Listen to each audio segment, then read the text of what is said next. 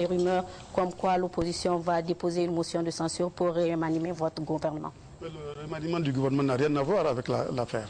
Ça n'a rien à voir. Ce qui a à voir avec l'affaire, c'est l'annulation du marché. Et le marché a été annulé. Oui, pourtant, Excellence, ce sont les deux ministres que le Conseil a estimé avoir violé la Constitution. C'est ces deux ministres qui sont partis du gouvernement. Écoutez, ces deux ministres n'ont pas démérité. C'est deux excellents ministres avec lesquels j'ai travaillé pendant 12 mois. C'est des ministres compétents. Et on viendra, quand on va examiner les chiffres en ce qui concerne le ministère des Finances. On verra aussi en ce qui concerne le ministère de l'Équipement, le travail colossal qui a été abattu pour la mise en place des infrastructures. Donc ces ministres n'ont pas démérité. On peut savoir pourquoi ils ont été sautés? C'est mon secret. Passons à d'autres aspects de la gouvernance. Je songe à la dépolitisation de l'administration.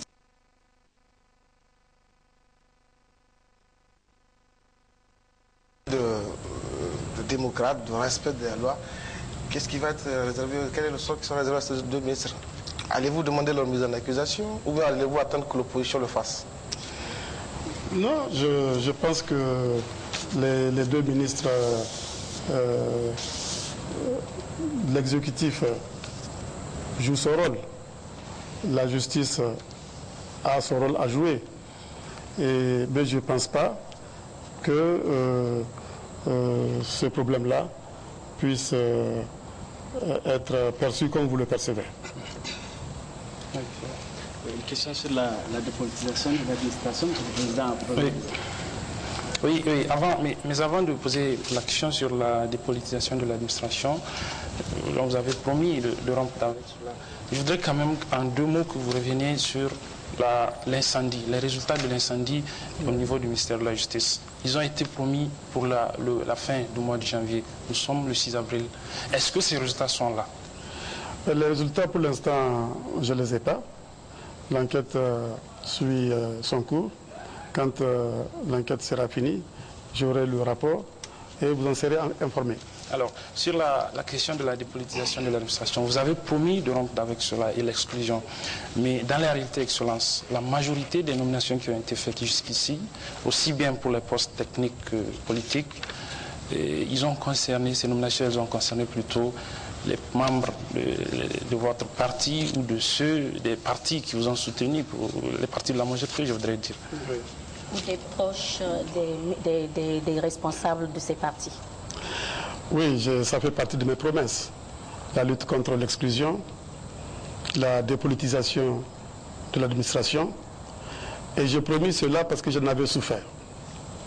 Parce que quand on était de l'opposition, et Dieu sait qu'on est resté longtemps dans l'opposition, on est resté 15 ans dans l'opposition. Pendant 15 ans, les cadres qui étaient de l'opposition ont été exclus, ont été mis en jachère. Donc je sais ce que c'est. Et c'est pour cela que j'ai promis d'y mettre fin.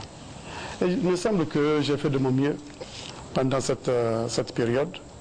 Vous avez dit qu'il n'y a que des cadres de la majorité qui sont nommés, mais il y a des cadres de l'opposition également qui sont nommés. Je ne vais pas citer des noms, vous le savez. Si vous regardez dans les ministères, il y a des cadres de la majorité, de l'opposition, pardon, qui ont certaines compétences et auxquelles on a eu à avoir recours. Donc, on peut penser que ce n'est pas suffisant, mais nous avons eu recours à des cadres de l'opposition. Nous évitons d'exclure les gens parce que notre préoccupation, c'est de réussir notre programme. Partout où il y a des compétences qui peuvent nous aider, qui peuvent nous appuyer pour réaliser ce programme, nous ferons appel à ces compétences. Ça veut dire que vous allez vous améliorer sur cette question pour les... Vous savez, il n'y a pas d'œuvre humaine parfaite. Seul Dieu est parfait. Donc forcément, chaque œuvre doit être améliorée. Et par conséquent, nous allons continuer à améliorer ce que nous faisons dans ce domaine. Monsieur le Président, il y a 1 an, vous avez nommé M. Brice Girafini au poste de Premier ministre contre toute attente et à la surprise générale. Alors, Excellence, avec le recul, qu'est-ce qui a motivé ce choix? Ce qui a motivé ce choix, c'est que j'étais convaincu que le Premier ministre Brigitte Rafini est quelqu'un de compétent, quelqu'un qui a une certaine éthique. J'étais dès le départ convaincu que, en le choisissant, je choisissais un homme d'État. Je l'ai dit d'ailleurs à l'occasion de la présentation des vœux, et il me semble que je ne me suis pas trompé sur mon choix.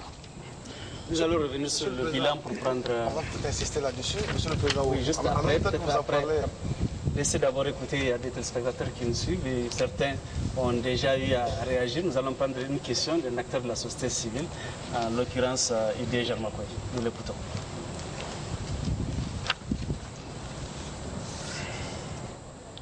D'une gestion de gouvernance, c'est la souveraineté, c'est la fonction de la souveraineté. La souveraineté suppose la réalisation d'un certain nombre d'activités ou le respect d'un certain nombre de principes. Le deuxième aspect, c'est la fonction sociale. La fonction sociale, c'est-à-dire les dispositions qu'il faut prendre pour réguler, en tout cas, ou pour faire face à toutes les exigences sociales. Des préoccupations du citoyen lambda, des préoccupations des citoyens organisés à travers la société civile, les syndicats, et j'en passe. Et l'autre fonction, la fonction économique, c'est-à-dire la création des conditions nécessaires pour relancer l'économie, c'est-à-dire pour que les revenus soient générés et que la vie de la nation contribue, en tout cas économiquement, selon les sphères d'expertise et de compétences. Et la quatrième fonction, c'est la fonction administrative, c'est-à-dire comment réguler tout cela. On peut dire qu'aujourd'hui, il y a un bon départ par rapport à la gestion. Bien, il y a un bon départ, mais il y a quand même aussi un certain nombre de préoccupations. Aujourd'hui, nous sommes dans une situation où c'est la guerre. Et la guerre ne peut pas faire un développement. Et je pense qu'en une année, le gouvernement a fait des efforts importants qu'il faut reconnaître. Dans un pays, ce n'est pas venir faire de la révolte ou des revendications. C'est de voir comment nous pouvons nous organiser. Déjà, nous avons souscrit à un pacte social. Aujourd'hui, si nous continuons comme ça, ce n'est pas un développement, ce n'est pas une gouvernance qu'on est en train de faire. Lever du bleu, du mulatique, les gens ont volé. C'est vrai, il y a des gens qui ont servi le système. Et ils ont posé des actes qui sont maladroits. Ou qui sont en tout cas des actes condamnables. Mais ce qu'on devait être à mesure, c'est de faire un état de lieu en mettant en exergue les 4 fonctions que je disais tantôt de l'État. Monsieur le Président, comment vous pouvez améliorer la gouvernance administrative, politique et économique du Niger en tenant compte non seulement de la déclaration de Paris qui suppose que les gens doivent être responsables, les gens doivent être redevables, on doit faire la reddition des comptes, on doit informer le citoyen et on doit respecter un certain nombre de principes par rapport aux droits humains parce que la guerre ou la chasse aux sorcières ne peuvent pas permettre d'amorcer le développement de ce pays. Que répondez-vous à cette question? Oui, j'ai bien écouté, c'est Jarmakoy. Oui. Je l'ai bien écouté et je partage son point de vue. Il y a beaucoup d'aspects qu'il a soulignés qui font partie de ma vision de la gouvernance. Il a parlé de la souveraineté dans son intervention. Il a parlé de l'action sociale, de l'action économique, du rôle économique de l'État. Et je partage parfaitement ce qu'il a dit. Et je voudrais, pour lui répondre, dire qu'en plus de ce qu'il a dit, il me semble que l'État, c'est 2 monopoles, ou même 3 monopoles. Le premier monopole, c'est celui de battre monnaie. Le deuxième monopole, c'est le monopole de la violence dont j'ai souvent parlé. Et le troisième monopole, c'est le monopole fiscal. Nous nous efforçons ici au Niger de faire en sorte que l'État puisse assumer ces différents monopoles. Et ça fait partie de la gouvernance. Et j'ai dit tout à l'heure, quand vous avez posé la question en introduction, que nous avons des institutions qui fonctionnent. y compris l'opposition qui est une institution. Nous avons une presse qui est un quatrième pouvoir. Nous avons une société civile. Il ne faut pas considérer que certaines prises de position des uns ou des autres, ça participe d'une certaine guéguerre. Je pense qu'il faut qu'on admette que la démocratie, par définition, c'est ça. C'est qu'il faut qu'il y ait des contre-pouvoirs, il faut qu'il y ait des gens qui fassent le débat. La démocratie, par définition, c'est le débat. Et je souhaite que les Nigériens de plus en plus comprennent cela. Ce n'est pas parce qu'on n'est pas d'accord qu'on est en guerre. On peut, au contraire, le fait de ne pas être d'accord, ça permet d'améliorer. Comme je l'ai dit, ça permet d'éviter de s'assoupir. Et donc, sur le plan politique, c'est ça, ma vision de la bonne gouvernance. Maintenant, sur le plan économique, j'avais fait allusion tout à l'heure à la question du monopole fiscal de l'État. Je pense que toutes les dispositions qu'on a prises pour lutter contre les fraudes, pour lutter contre la corruption, toutes ces dispositions-là tendent à rétablir ce monopole fiscal de l'État. Et en plus, toutes ces dispositions aussi ont pour but de créer les conditions d'améliorer l'efficacité de la dépense. Nous pensons qu'en jouant sur les deux faces de cette médaille, rétablir le monopole fiscal de l'État et puis améliorer l'efficacité de la dépense à travers la lutte contre le détournement des deniers publics, à travers la lutte contre la corruption, nous pourrons dégager suffisamment de ressources pour rendre service aux Nigériens. Et je pense que c'est cela la préoccupation de Germain Bey. Pour relancer, Monsieur le Président, au niveau de certaines institutions de la République, notamment à la présidence, on note une pléthore de conseillers et chargés de mission dont la plupart le sont par simple récompense. Alors pourquoi? C'est de loin que vous voyez ça. Mais vous voyez, nous avons organisé le cabinet de la présidence en cellule. Et chaque cellule a des attributions bien précises. Et c'est en fonction des missions de ces cellules-là qu'on a déterminé le nombre de cadres utiles, nécessaires pour réaliser cette mission. Prenez le cas de la cellule sécurité. Tout à l'heure, on évoquait tous les problèmes de sécurité auxquels le pays doit faire face. Cette cellule a beaucoup, effectivement, de conseillers en sécurité. Prenez l'exemple de la cellule agriculture-élevage. Nous allons certainement parler de l'initiative 3e. Cette cellule a beaucoup de cadres ingénieurs agronomes, docteurs vétérinaires. Si vous prenez la plupart des conseillers qui sont à la présidence, c'est des cadres d'un très haut niveau. Donc des cadres auxquels on a confié des missions et des missions qui sont utiles pour le pays.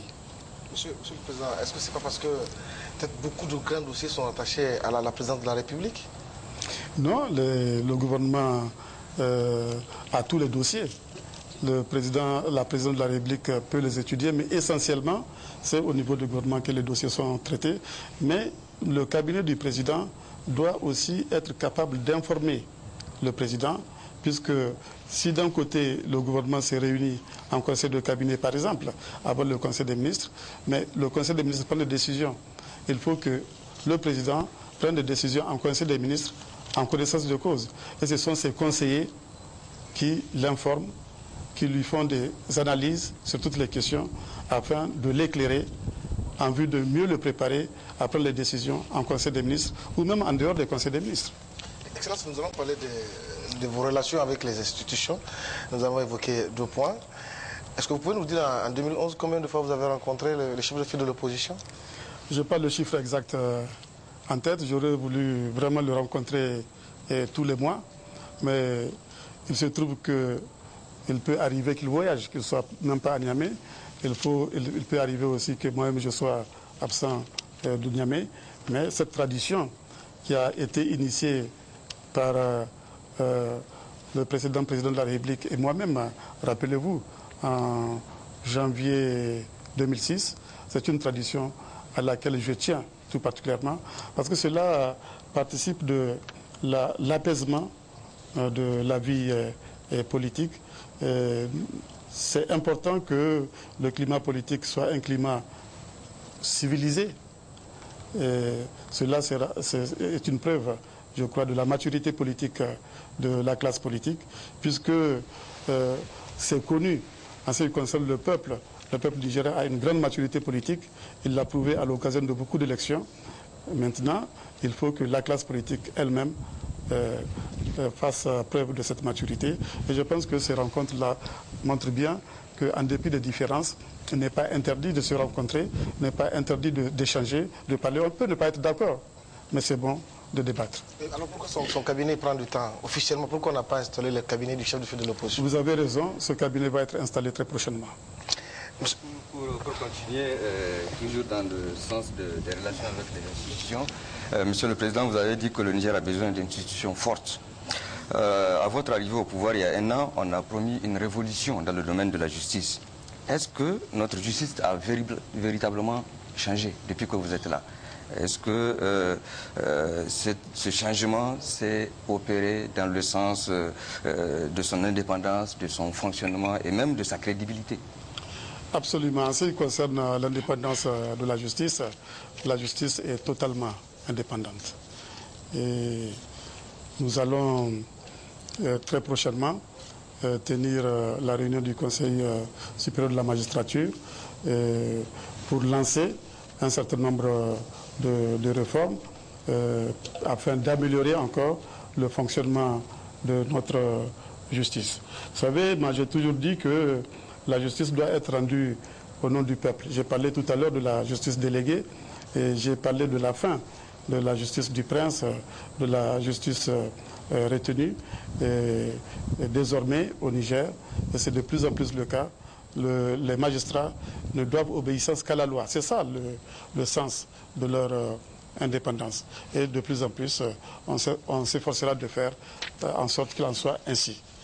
Indépendance de la justice veut dire que le magistrat ne doit obéissance qu'à la loi. Ça veut dire qu'il doit rendre justice au nom de la loi, au nom du peuple, en respectant la loi et éviter autant que faire se peut de violer la loi sous prétexte d'indépendance. Mais Monsieur le Président, pourquoi certaines institutions de la transition ne sont toujours pas remplacées? Elles sont en cours. On a déjà mis en place l'Assemblée, ça vous le savez. Nous avons mis en place la médiature. Nous avons mis en place le Conseil économique et social. Les lois vont être bientôt votées en ce qui concerne le Conseil, en ce qui concerne la Cour constitutionnelle et la Cour d'État. Nous avons adopté déjà les lois sur le Conseil supérieur de la communication et également sur la Commission nationale des droits humains. Sur la justice, Excellence... On va parler de l'armée, Monsieur le Président, si vous permettez. Donc, vous êtes le chef suprême. À l'occasion des 100 jours, et dans ce même exercice, vous avez évoqué une tentative d'assassinat. Est-ce qu'après une année aujourd'hui, vous avez senti une armée nigérienne véritablement républicaine? Absolument. L'armée nigérienne est républicaine. L'armée nigérienne est une armée très professionnelle. Au-delà de l'armée, les forces de défense et de sécurité du Niger sont des forces très professionnelles. Et j'ai eu à m'en rendre compte, parce que j'ai parlé tout à l'heure des réunions régulières, hebdomadaires que nous tenons avec les chefs des forces de défense et de sécurité. J'ai eu la conviction, j'ai eu la preuve que nous avons des professionnels qui gèrent nos forces de défense et de sécurité, et également je vois le résultat sur le terrain. Voyez-vous, avec toutes les crises qui nous entourent, si on n'avait pas des forces de défense et de sécurité professionnelles, aujourd'hui le Niger aurait été dans une situation extrêmement difficile. Donc je rends encore une nouvelle fois hommage à nos forces de défense et de sécurité qui sont des forces républicaines. Monsieur le Président, pour revenir à la justice, que direz-vous à l'opposition qui pense que la justice est aux commandes du pouvoir?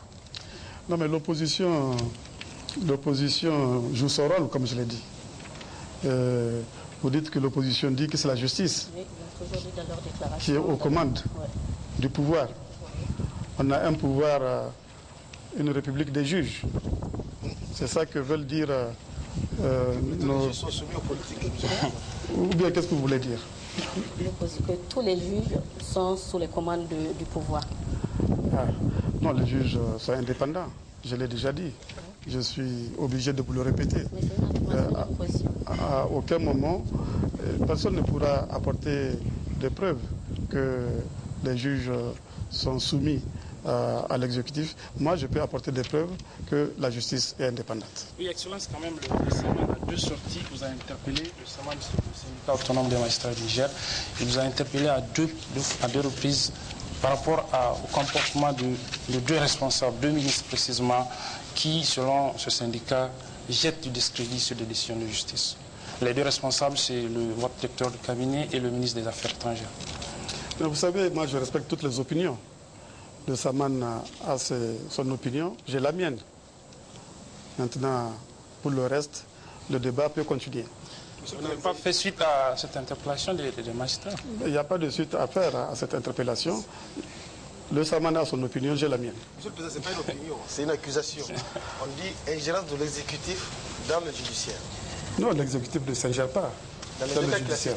Ce n'est pas parce qu'on dit que la justice doit être indépendante et qu'on met un contenu à ce que doit être cette indépendance. Parce que je disais tout à l'heure que l'indépendance de la justice veut dire que le juge doit rendre son jugement en tenant compte de la loi. Il peut arriver que des jugements soient rendus en violant la loi. Ça, ce n'est pas de l'indépendance. Et ce n'est pas parce qu'on a dit ça qu'on est contre les juges. Non, on le dit pour que les juges essaient de mieux rendre la justice au nom du peuple, la justice déléguée au nom du peuple.